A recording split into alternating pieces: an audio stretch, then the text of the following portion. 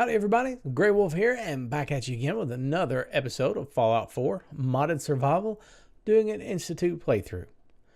Now as you can see, this is a different intro, but this is going to be the intros to the video from now on. So I hope you sit back, enjoy, and let's see what kind of trouble or quests or shiny objects I can find along the way. Anyway, without further ado, let's get on into the video. Alright. Dang, I'm still in danger. That means they still know I'm here.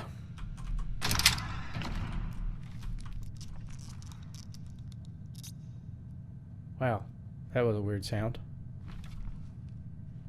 I don't know if that was a ghoul or if that was a rad roach. Whoa! Oh, I may have woke my wife up on that one. God, I hate those things. Go change your drawers, Jason. Whew. Oh, God, I hate those guys. Whew, my head's hurting now.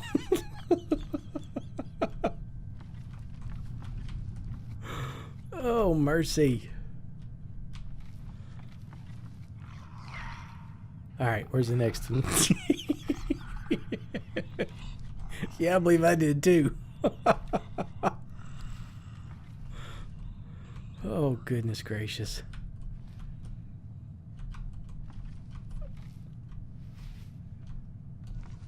That one, that was legitimately, that dude got me. He got me good. That was a jump scare for sure. Oh, man. I even know they're in here and it still got me. Oh, crud. Oh, crud. Oh, they're moving around. I hate it when I hear them running like that because I'm just expecting another one to come right up my grill again.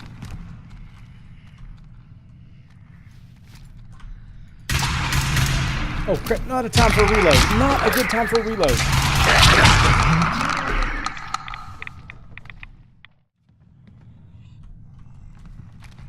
Oh, that's... Oh, gosh, Nick, what are you... Really? You're just gonna sit there? I don't even think he pointed his gun at him. Why'd I bring you along for? Oh, mercy. Alright, let's go. Let's see. Aid. Oh, I'm already there. Something to drink. Man, oh, man. I thought you'd be helpful, Nick, but you ain't helping much.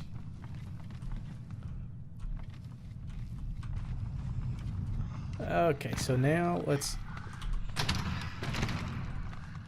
I'm afraid we're going to run into more of them. Now, there should be one more room, though, that I need to find. It just has some more stuff in it. It's nothing major, but it's a little more of the Hubris Comics stuff. Ooh, is that a noodle cup? Nope, just a bowl. Here we go. Here's one of them. Yeah. Hey, boss, you just go ahead and get hurt. I'll just sit here and watch. Let's see. I'll talk with Mr. Babowski, but I wouldn't get my hopes up. Pete brought him in because he gets television. We have to accept that there's going to be changes to get to the small screen. I agree our fans are important, but the Silver Shroud's numbers outside of Boston are, well, not ideal. A lot is riding on the success of the pilot. If Mr. Babowski thinks an English butler could help the show, please hear him out. Oh, that's, yeah, from Vivian. Okay.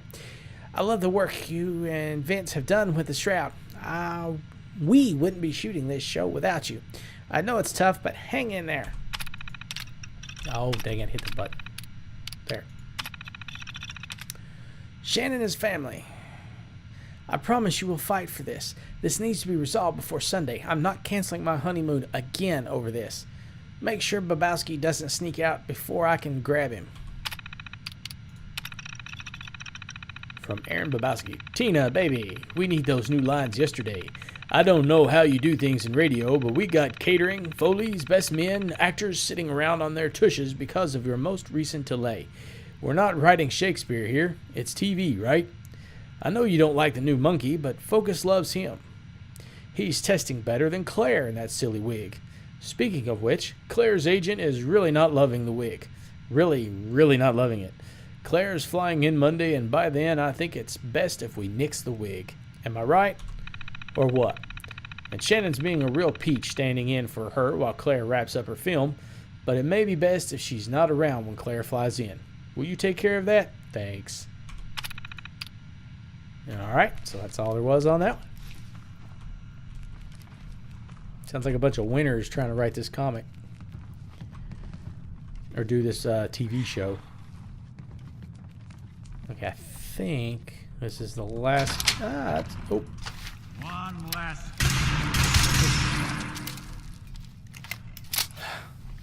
Just like an electronic device, you gotta turn it on every time you want to use it. It's never ready to go. Looks like So, this is what 2 centuries without a good dusting looks like.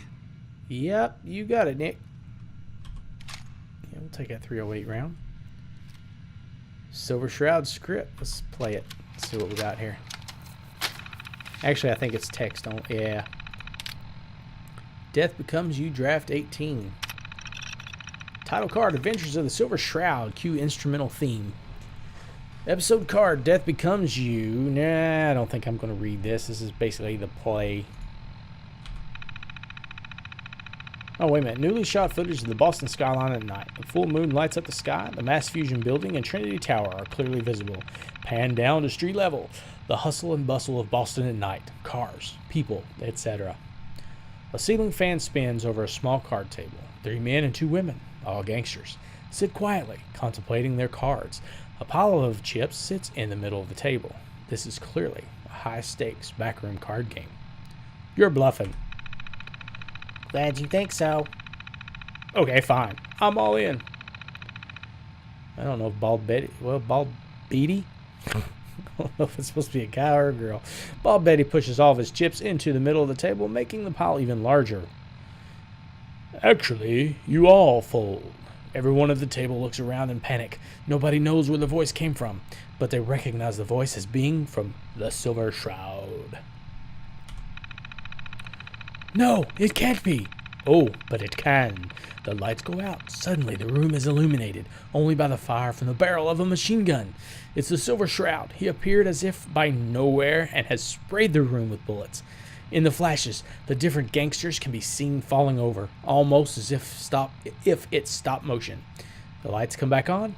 All the gangsters lie dead. The Silver Shroud stands next to the table, machine gun smoking.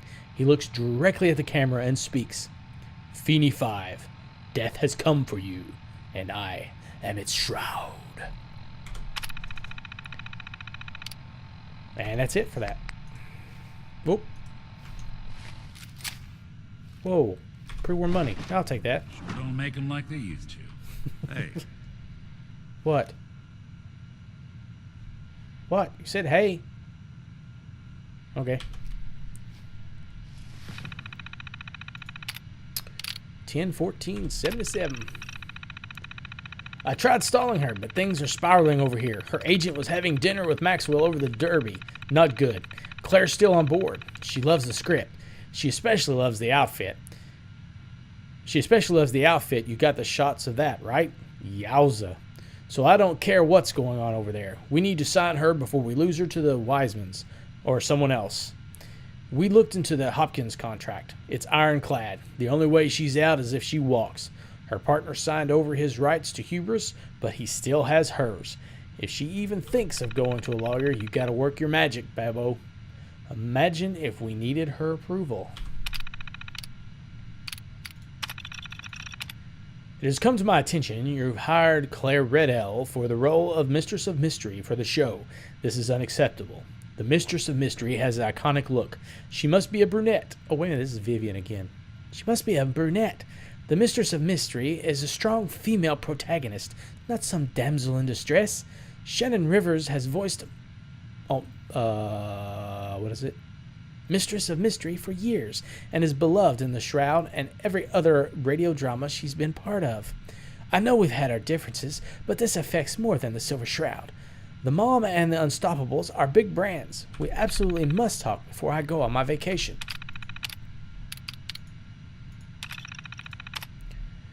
Vivi got a hold of me before she left. I got the photos of Claire and she's dynamite. Love the alterations on the costume. It still feels like the comic, but more believable. So I'll back you there. But I'm with Vivi. Mom's a brunette, period. And her voice needs to be strong. Claire's voice isn't. Can we have Shannon dub over Claire in post? That's the word, right? That would be the best of both worlds. And the last one, Tina Hawkins. Effective immediately, I quit. You explained to Petey how you lost the lead writer for the Silver Shroud. And after everything Shannon has put up with, if you want to fire her, do it yourself. Manticore's been wanting to hire me for years. Looks like your loss is their gain. And that's it. Okay, I think we are done on this level. So let's head upstairs and see if I can get my butt handed to me. But you know what? I am not wanting to repeat this whole entire building over again. So I am saving. Let's go ahead and make sure we're reloaded. Nasty cannibals. Oh crap, I missed me. Or I missed him. Go ahead, Nick. You take out the riffraff. I'll just kind of sit here and...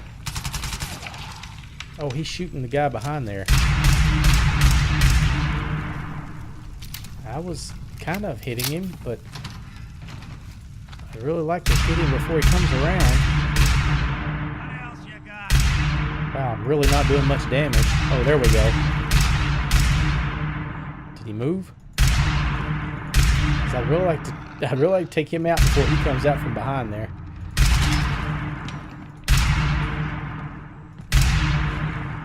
I'll be doing the world a service. There we go.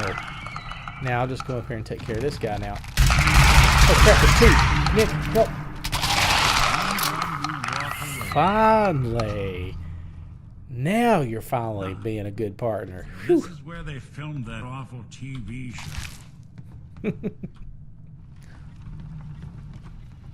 It's a TV show from my time, Nick. How in the world do you know it? Alright, studio control. Yeah, it is about time he finally does something. Earn his keep. See, audio controls, I know, don't really do anything. Video controls make some weird funky colors out there. Well, and lighting controls. Yeah, there's nothing really to do here. Dunk, dunk. Dunk. Go ahead and pick up the Grognak the Barbarian costume.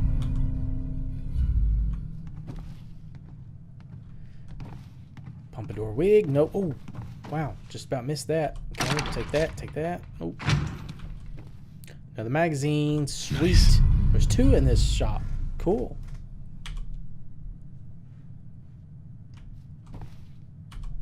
And a pickable lock on this briefcase or suitcase. Wrong way. There we go. Yes. Pre-war money. Take that. And that's it.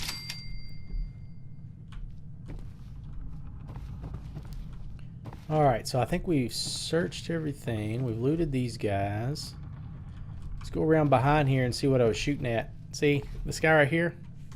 If he'd come out from behind that curtain and I'd taken any of the other guys out, he could do this little pulse thing and it would raise them back up and then they would start attacking me again. So I'm glad I was able to kill him while he was in behind here without him coming out from it. Was kind of a glitch, but oh, it's a prop.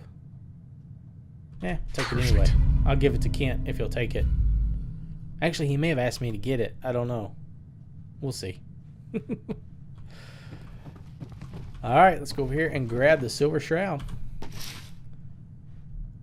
Okay, now we gotta take that back to Kent, which we will do here in just a second. I want to go outside real quick. Okay, can we go anywhere after coming up here? Like a walking target out here. Ain't nobody gonna see us up here, Nick. Alright, but since we do have a breeder, let's see if he has anything to say to us. I'm all ears. Let's talk. Nick, Any chance you got a second now? Oh, so yeah, he does need to. Let's see. Of course, Nick. What's up? Of course, Nick. What's up? I wouldn't normally bother you with this sort of thing, but, well, I know I can trust you at this point. For as long as I can remember, I've been getting these, flashes. Memories of places I've never been. Things I've never seen. Memories of Nicks. They're not bad, they're just this inescapable reminder that I'm not the person I think I am. That I'm not a person at all. I'm just a machine, pretending to be human. You think? You feel? You're more than pretending, Nick. You think. You feel. You're more than pretending, Nick. Yeah, nice of you to say, but your kind don't usually have to deal with someone else's whole life, trapped inside their skulls. Don't get me wrong. I know I'm in Nick's debt. These memories, they've kept me alive. Nick was a hell of a cop. A guy with good instincts and a good heart. I always counted myself lucky they didn't load me up with some ex-con. Or whatever type might volunteer to let folks tinker with their gray matter. But it's thanks to Nick that I pass for human. Why I get to live cushy in Diamond City, and every other synth is shot on sight. I know I got it good, but my entire life I owe to Nick. Everything that makes me who I am. My judgment, my speech, hell, even my name. They're his. And I can't do a damn thing about it, because without them, I'm nothing. A shell. All I want is a life where I have something I can call my own. Let's see. Is there a way we can separate you and Nick? We could give you a new name. I got it. Crumblebot 3000. Quit bidding yourself. This is the life you've got, but you get to decide what to do with it. It's kind of a good statement. A little harsh, but good. You've already built a What? life. Did I say something? Yeah, you did. I'm trying to think of what to say. You've already built a life for yourself, Nick. You've got the agency, a home, friends. Let's ask him with this. Maybe there's something we can do. Is there any way we could separate you and Nick? Don't think I haven't tried. Lost near a month of my life Crumblebot, last time yeah. I mustered up the courage to let someone play brain surgeon on me. No. This is how it's gonna be. Living with another man's name, another man's life. Nah, I'm gonna go with this one now. You've already built a life for yourself, Nick. You've got the agency, a home, friends. Yeah, I mean, you're not wrong. You know, I'm just gonna need some time to think on this. I appreciate you hearing me out. You're a real good friend. Thanks. Once you get to the highest, what's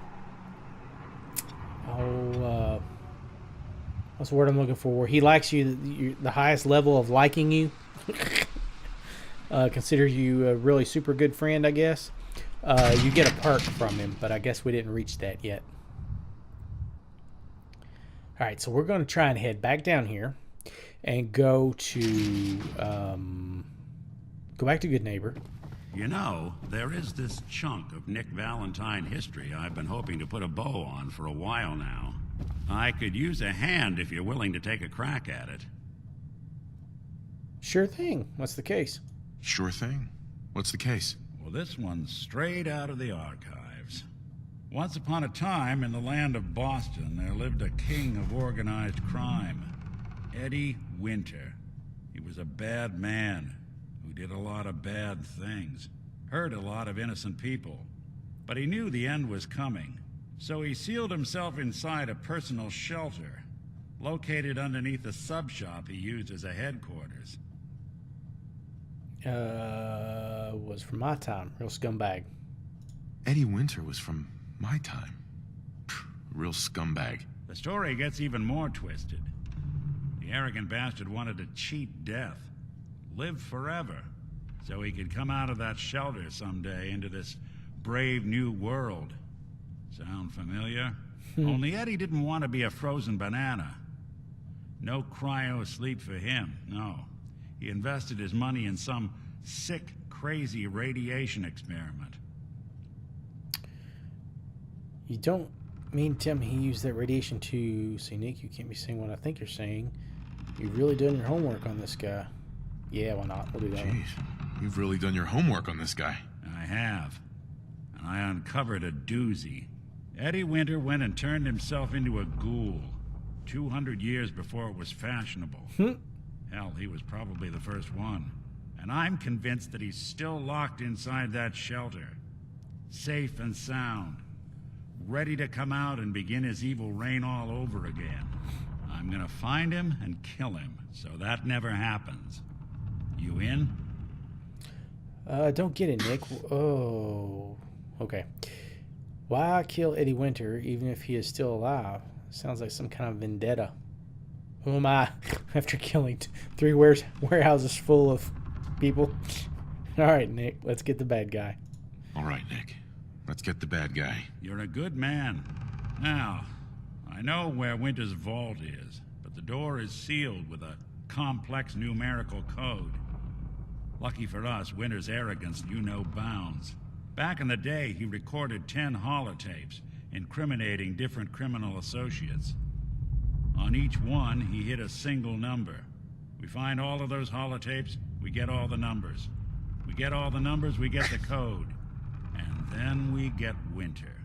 I've been putting together a file on this one for a while now. There's a pair of holotapes in here worth listening to, including one of Winter's that I managed to snatch from the Cambridge Police evidence lockup before getting swarmed by ferals. On my way out the door, I spotted an active evidence terminal. Rather chatty Bet today. my hat that terminal is the key to finding the rest of the tapes. Probably worth revisiting any police departments you may have stumbled across in your travels as well. Okay. Whew. All right. Let's try and eat something. I need to sleep, though. I don't think eating's going to help my condition here. Properly fed. Did that... Ah, I'm still over encumbered. I need to sleep. Is there any... Yeah, I know I'm over encumbered. Is there any mattresses or anything in here?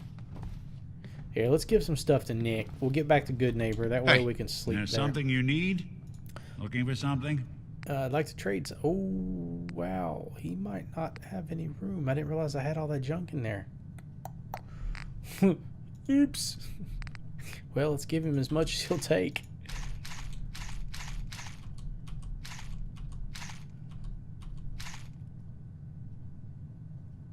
Oh, thanks for joining me, Jason. I appreciate it. I won't be much longer. I'm just going to go back to Good Neighbor and rest up, and I think I'm going to call it there myself. So I really appreciate you coming out and supporting me again tonight, man, and sticking around. I'm sure you might have had some other things to do, but I appreciate you taking your time out and sticking around with me for a while tonight. Come on, Nikki. Don't let me lose you again. Hey, I'm going to take advantage of these holes in the floor now. All right.